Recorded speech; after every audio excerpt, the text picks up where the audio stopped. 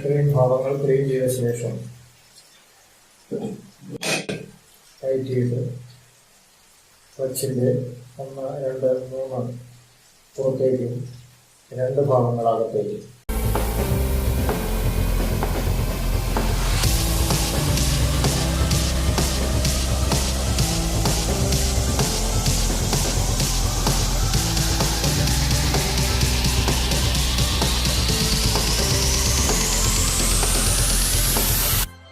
Hi friends, welcome to self made mechanic. എൻ്റെ പേര് baby ആൻറണ. ഞാനൊരു തയ്യൽ മെഷീൻ മെക്കാനിക്കാണ്. കഴിഞ്ഞ 25 വർഷത്തെ എൻ്റെ തയ്യൽ മെഷീൻ റിപ്പയറിംഗ് അനുഭവ സമ്പത്തിൽ നിന്നുകൊണ്ടാണ് നിങ്ങൾക്ക് ഇതെല്ലാം ഞാൻ പറഞ്ഞു തരുന്നത്. നമുക്ക് തുടങ്ങാം.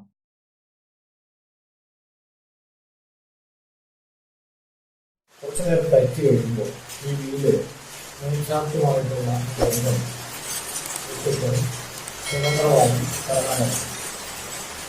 ഇത്തരത്തിലുള്ള കംപ്ലൈൻറ്റ് വരുന്നത് എന്തുകൊണ്ടാണ് ഇപ്പോൾ വിശദമാണ്. അത്തരത്തിൽ വീല് സ്ലിപ്പാവുന്ന ഒരു കംപ്ലൈൻറ്റ് ഉണ്ടായത്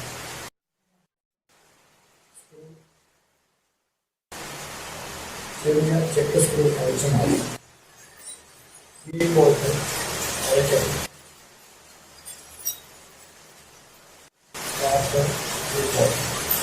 ഈ ഭാഗങ്ങളിൽ ഓയിൽ വരുമ്പോഴാണ് അതായത് ഇതിന്റെ നിർവചനം ഈ ഏരിയയിൽ ഓയിൽ ഉണ്ടാകുമ്പോൾ ഇവിടെ നിന്ന് വരുന്ന ഓയിൽ ഈ ഹോളിലൂടെ കടക്കും. ഈ ഭാഗത്ത് കുട്ടി ഈ ഭാഗത്തിന്റെ മുഴുവൻ പ്രദേശം ഓയിൽ കുട്ടി സ്ലിപ്പാവുന്ന അവസരം ഉണ്ടാവുന്നതുകൊണ്ടാണ് ഇത്തരത്തിലുള്ള സ്ലിപ്പിംഗ് അനുഭവം. മെഷീൻ കറങ്ങാൻ തന്നെ വീല് മാത്രം കറങ്ങാൻ ഒഴിവാക്കാം. ഇതിനകത്ത് ഇവിടെയും കെട്ടിയിട്ടില്ല, അതുപോലെ ഈ വാഷറുകളിൽ കൊണ്ടിട്ടില്ല. ഓയിൽ കൃത്യമായി നല്ലവണ്ണം കുളിച്ച് വൃത്തിയാക്കിയ ശേഷം നന്നായി ഇത്രയും ഭാഗങ്ങൾ ക്ലീൻ ചെയ്ത ശേഷം ടൈറ്റ് ചെയ്ത് ക്ലച്ചിൻ്റെ 1, 2, 3 പുറത്തേക്കും 2 ഭാഗങ്ങൾ അകത്തേക്ക്. ഈ വാഷർ ഇടുമ്പോൾ ഇങ്ങനെ തിരിച്ചും ഇടുമ്പോൾ പുറമേനുള്ള ഹോളിൻ്റെ വ്യത്യാസം 6-1 360-ന്റെ 6-1 60 ഡിഗ്രി വ്യത്യാസത്തിൽ ഈ പ്രൊജക്ഷൻസ് വരുന്നതാണ്. സ്ക്രൂ ചെയ്യുമ്പോൾ ഈ പ്രൊജക്ഷൻ ഹോളിന് നേരെ ഇരുന്നാൽ സ്ക്രൂ കടക്കാതെ വരും.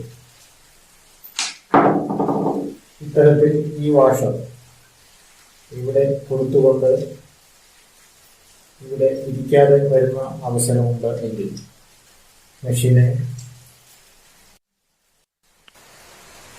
ഇങ്ങനെ നിവർത്തി വെച്ചുകൊണ്ട് ഈ വാഷർ ഇട്ടാൽ ഇത് ചാടിപ്പോവാതെ കൃത്യമായ പൊസിഷനിൽ നിന്നോടും. തുടർന്ന് ഈ നിർത്താൻ എളുപ്പം നേരെ വെച്ചുകൊണ്ട് ചെയ്യുമ്പോൾ വാഷർ അവിടെ ഉറച്ചിരിക്കാൻ ബുദ്ധിമുട്ടുണ്ടാവുകയും കയ്യിൽ നിന്ന് ചാടിപ്പോവുകയും ചെയ്യും. ഇപ്പോൾ ഇതിനകത്ത് വേണ്ടിയിട്ടുള്ള മുഴുവൻ ഓയിലും ക്ലീൻ ചെയ്ത ശേഷം തിരിച്ചു വെച്ചിട്ടുള്ളതിനാണ്.